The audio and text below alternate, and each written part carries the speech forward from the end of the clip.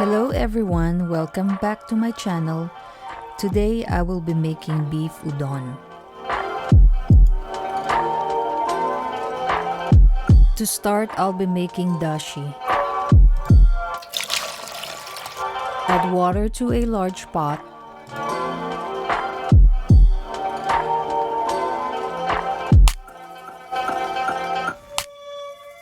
The dashi I'll be making is a combination of kombu, dried shiitake mushrooms, and bonito flakes.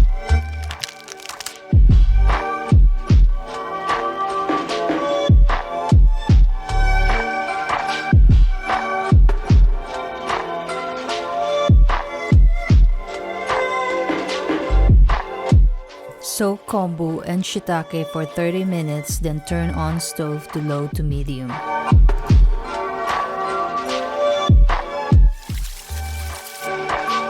When it starts to simmer, remove the kombu.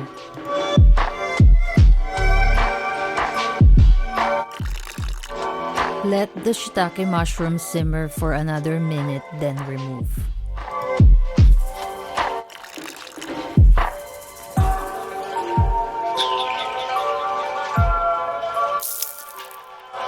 Add bonito flakes and turn off the heat. Let soak for 30 minutes, then strain.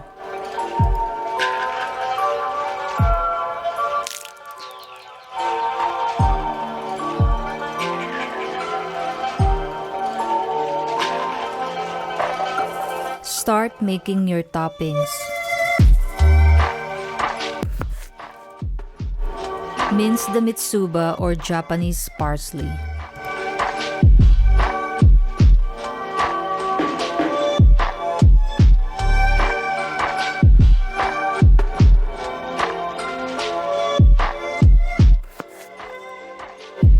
Mince scallions.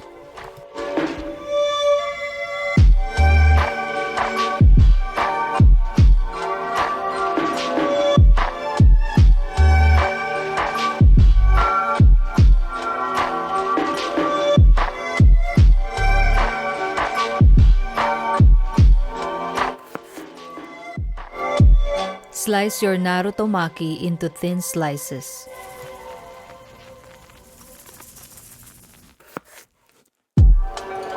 Slice the shiitake mushrooms into thin strips.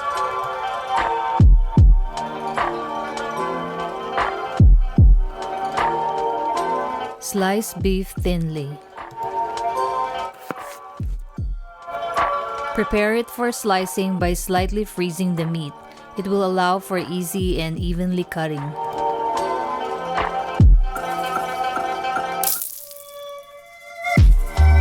Add vegetable oil into a pan.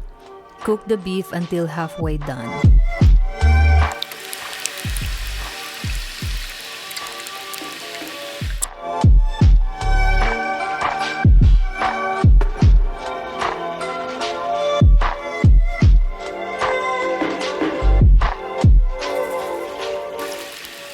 Add soy sauce, mirin, and sugar.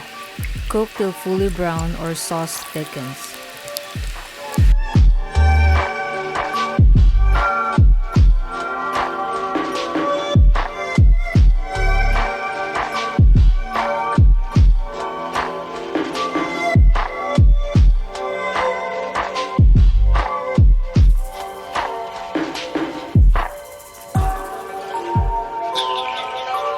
Cook udon noodles according to packaging instructions.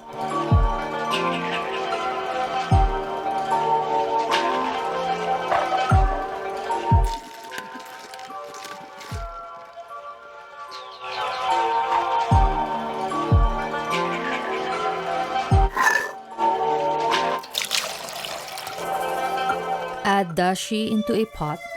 Add soy sauce, mirin, and sugar. Simmer the broth for a minute.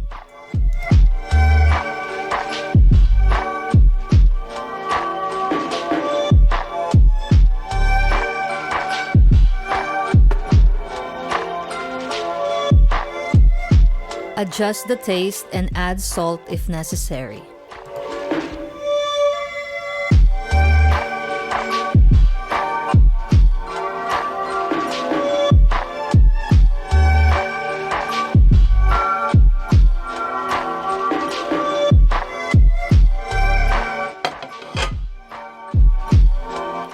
assembling your bowl.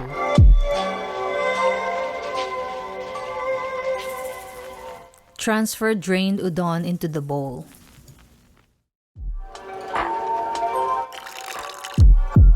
Pour hot broth into udon. Add the meat, shiitake mushrooms, Naruto. Garnish with Mitsuba and scallions.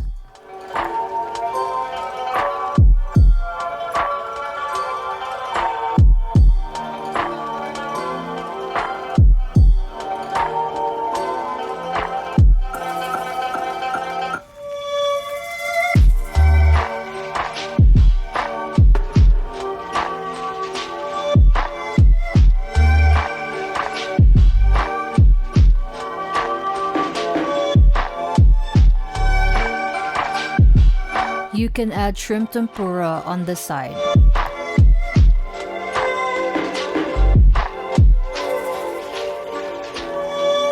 I'd like to garnish with a few pieces of shrimp tempura.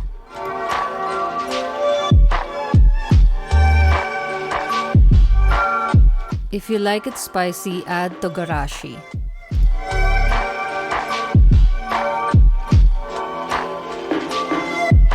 Thank you for watching. Please like and subscribe.